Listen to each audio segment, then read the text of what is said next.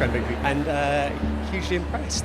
Really, really, really useful. Some of the things which we would think about suggesting to clients but would never really have the basis of the context to explain to a client why it would be useful, why it's interesting, why they should be getting into it. Be a micro retailer, not just standard formal ways of retailing. Think distribution.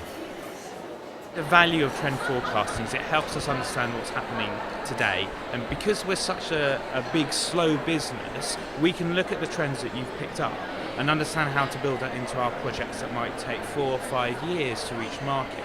And that's really exciting. That's like giving us a wide-angle lens on the future. That's really, really powerful to have when you're developing something new.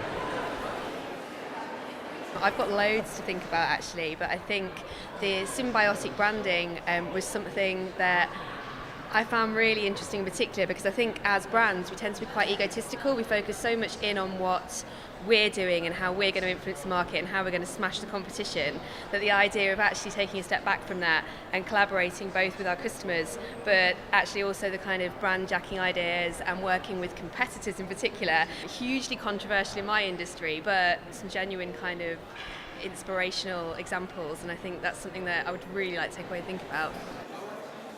The whole premise of the presentation today, the co-commerce revolution, brands have been going on this path of changing the engagement with customers for some time, and I think this is really showing the sharp end of what's happening there. I think the most inspiring part is the kind of co-opetition area, which we've battled with a little bit as a company, but really good to see some great examples of people who are traditionally, mortal enemies actually coming together and working together and going out, sharing distribution resources.